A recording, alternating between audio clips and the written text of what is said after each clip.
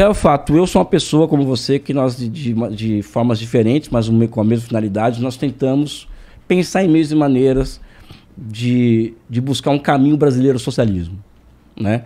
Você passou por uma experiência recente que eu achei que foi muito rica, né? Que foi a sua experiência que esteve em Cuba. Eu tenho a minha experiência com a China de quase 30 anos e tal. O que você poderia apresentar se alguém vier perguntar para você assim, tudo bem, Gustavo, socialismo e tal, mas qual que é o caminho para isso no Brasil? Né? Na sua opinião, assim, gaste o tempo que você achar necessário, sabe? Porque eu acho que é importante que as pessoas tenham acesso a uma visão científica e não de... Como que é que o pessoal chama? Que essas... Idealista. Não é idealista, é espantalho. As pessoas, igual a Renata Barreto, ela queria dar um curso de capitalismo e socialismo. Então ela pega 10 espantalhos sobre o socialismo para falar mal do socialismo, né? Então, vira espantalho. Como superar os espantalhos, mostrando para as pessoas um caminho nosso ao socialismo? O que você pensa a respeito disso? Aliás, nem quero debater com você isso. Eu estou aqui para te ouvir sobre isso, até para aprender com você. O que você acha do nosso caminho? Como que você vê essa história? Como que você enxerga essa parada que é o nosso caminho brasileiro, o socialismo? A gente, enquanto organização, entende que é fundamental que haja a construção das dinâmicas de uma coisa que eu tenho certeza que até o Igão, que não é comunista, vai concordar comigo, que é a base da sociedade ser construída a partir do que a gente chama de poder popular. O que é isso, né? Para dar um exemplo mais sistemático de como acontece. Me explica essa porra aí, né? É o seguinte, né? A gente tem um tipo de representatividade, né, dentro da democracia liberal burguesa, que é a ideia de votar, esse voto representar a tua ideia, e meio que acabou. E a gente sabe que por haver um afastamento da atividade política do cidadão desse processo, uma alienação, existir toda uma exploração do trabalho, a pessoa chega em casa, não consegue estudar, não consegue ler sobre isso, você cria mecanismos que dificultam essa participação. Então, no final das contas, a nossa ideia de democracia é uma ideia muito problemática. Muito problemática no sentido de que a gente entende a democracia como a nossa possibilidade de votar. Isso é um exercício de democracia, mas não é um exercício pleno de democracia. Por quê? Porque a gente vota. Só que, numa condição material, que tem gente passando fome, você acha que a pessoa não vai vender o voto dela para poder comer, por exemplo? Isso acontece, isso é uma realidade. Então, em Cuba, por exemplo... Eu sei, já presenciei. Então, em Cuba, por exemplo, que a gente tem um processo de construção do poder popular, é muito foda porque é uma outra dinâmica de funcionamento da sociedade. Porque lá, primeiro, o cargo de político ele é voluntário e ele não é pago. Então, tipo, quem elege as pessoas de lá são as pessoas das comunidades nos chamados comitês de defesa da revolução. Depois que acontece a Revolução Cubana, e aí existem todas as condições históricas que vão caminhar para isso, com as suas especificidades, o governo socialista de Cuba cria os comitês justamente para poder mobilizar a população, e isso é muito foda de se observar lá. A população é muito mobilizada para construir a revolução. Então a Revolução Cubana, ela inicia em 59 e ela está em processo até hoje, com a participação popular. Esses comitês são tipo associações de bairro, que em Cuba, são mais ou menos 11, 12 milhões de pessoas, tem mais de 100 mil CDRs em Cuba. É um para cada 100 habitantes. É uma taxa muito alta. Se você for calcular, por exemplo, o número de deputados que a gente tem para o número de habitantes, a proporção é muito maior, tá ligado? E aí... Lá eles têm um funcionamento de compreensão do exercício da democracia que é as pessoas escolhem os seus representantes e eles vão assumindo escalas cada vez maiores se eles fazem um trabalho que é bem reconhecido. Porque se eles não fazem, eles são retirados dos cargos que eles estão lá. Isso não gera, Gustavo, vamos lá, é voluntário, tá? Advogado do diabo. Se é voluntário, a gente só não tem pessoas trabalhando lá que são bem-sucedidas, de certa forma? Não necessariamente, porque como existe... No Brasil não ia rolar essa porra. Não ia, mas justamente porque a gente tem um processo, né, social, que a pessoa não tem tempo para poder participar da atividade política porque ela está ocupada tendo que trabalhar para comer.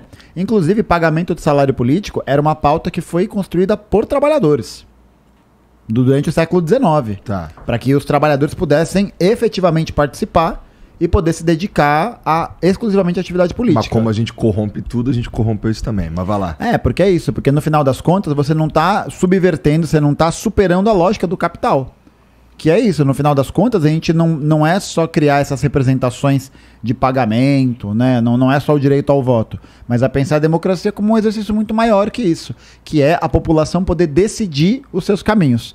Eu acho que o caminho da Revolução Brasileira, que a gente está pensando, que a gente articula para construir, é um caminho que vai ser decidido coletivamente pela população, baseados naquilo que a gente falou lá no começo da conversa, numa nova ética para se pensar a sociedade. Então, Cuba é um exemplo fantástico disso, porque é muito impressionante ver como o trabalho, não só político, é realizado lá, mas é um trabalho de constante conscientização da população sobre a importância da revolução. E é claro, isso, na época que foi feito, atendia aos interesses dos trabalhadores, mas não atendia o direito da burguesia cubana, tá ligado? Então, ter essa participação, essa conscientização é o passo fundamental em direção a uma política mesmo que represente uma certa radicalidade. Radicalidade em que sentido? Radicalidade da gente conseguir defender as pautas que sejam próprias e benéficas para os trabalhadores. Então, uma coisa que eu tenho pensado muito, por exemplo, que essa eleição agora que a gente teve do Lula foi uma eleição apertadíssima, tá ligado? Uma eleição que os comunistas se mobilizaram gigantescamente para poder fazer isso acontecer, até como é o caso, por exemplo, do PCB, que lançou candidatura própria, mas logo quando acabou o primeiro turno, foi o primeiro partido da esquerda radical a declarar apoio abertamente no segundo turno ao Lula. E a gente tem que compreender uma coisa, que a gente já viu o filme do desastre acontecendo sobre todo esse processo de conciliação. E nós, comunistas, entendemos, isso é uma compreensão materialista histórica, que o Lula não vai sanar todos os nossos problemas. A gente sabe disso. E eu acho que é importante a gente dizer isso, porque a gente sabe do limite que está sendo imposto, até pelo que o Elias falou, pela historicidade do processo que a gente está agora. Mas como que a gente tem que agir? A gente tem que agir para justamente, como fizeram em Cuba, mobilizar essas consciências para que elas se tornem esse lugar de escudo dos interesses dos trabalhadores. Então por exemplo, fechar com o governo quando ele estiver pensando políticas, quando ele estiver pensando coisas que sejam boas para os trabalhadores, para o desenvolvimento. E cobrar quando não existe essa posição. Porque o alicerce central do apoio ao governo Lula, a uma continuidade, a um não golpe, não está no Congresso Nacional. Porque o Congresso Nacional, ele é importante do ponto de vista tático e político. Mas a gente tem que lembrar, né, que nem você falou, as pessoas que estão lá, dentro dessa lógica, se corrompem, né? Muitos que não têm essa formação sobre esse pensamento, né? É o que a gente chama de degeneração ideológica. E aí a gente precisa garantir que esse apoio venha não dessas pessoas, né? Que são importantes, vale dizer. Mas não vale rifar para tudo. Porque a gente já viu esse filme acontecer. A gente já viu essa história acontecer. E onde que está esse apoio? Na mobilização nas ruas. Como, por exemplo, os CDRs fazem em Cuba. Então, o CDR foi criado para impedir invasões estrangeiras na ilha. Mobilizar a população para que toda a população entenda a importância da defesa do processo revolucionário, porque esse processo atende aos seus interesses. Então, por exemplo, quando a gente foi para o CDR de Caimito, que foi a cidade que a gente foi conhecer esse comitê especificamente, tava lá a liderança local, a provincial e a nacional daquele comitê ali com a gente, numa festa no meio da rua. Aonde que a gente pensa em ver essa troca política acontecendo, por exemplo, no Brasil? Quando teve as manifestações em Cuba em 2021, quando eles unificaram a moeda e deu todo um problema inflacionário lá, o Díaz-Canel, que é o presidente de Cuba, foi até a rua conversar com as pessoas sobre o que estava acontecendo. Que outro político dentro da democracia burguesa faria isso? Não faz. Por que faz? Porque sabe que tem a confiança do povo. Porque confia no que vai acontecer. E esse processo, Elias, ele só pode ser construído a partir dessa militância e dessa organização sistemática em nome de um outro projeto político. Porque para pensar uma outra ética, Igão, não tem como a gente escapar dessa necessidade de se pensar um outro projeto político. Porque a ética, né, ela, assim como a cultura, como qualquer outra coisa, ela não é uma coisa que nasce com as pessoas, tá ligado? Eu acho que se a gente nasce numa cultura que ensina a gente a só competir um com o outro, a só procurar o próprio interesse, a só entender o outro como um inimigo, um adversário, que tipo de ética a gente vai reproduzir na nossa vida se a gente não tem acesso a uma outra experiência? essa mesma ética, claro, né? Tipo, a gente não nasce pronto, né? A gente vai, conforme a gente vai crescendo, recebendo essas influências de várias coisas, né? Da mesma forma, você não nasceu flamenguista.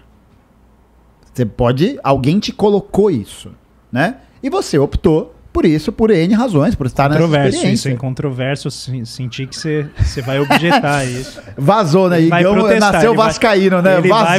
Vazou. Mas, tipo, então, a nossa tarefa é compreender que, para que a gente possa atingir esse processo da construção do socialismo brasileiro, primeiro é entender que nenhuma forma de socialismo é cópia uma da outra. Porque Cuba não é o Brasil. Isso com o Elias, da última vez que ele veio. É isso, Cuba não é o Brasil, a China não é o Brasil, o Vietnã não é o Brasil.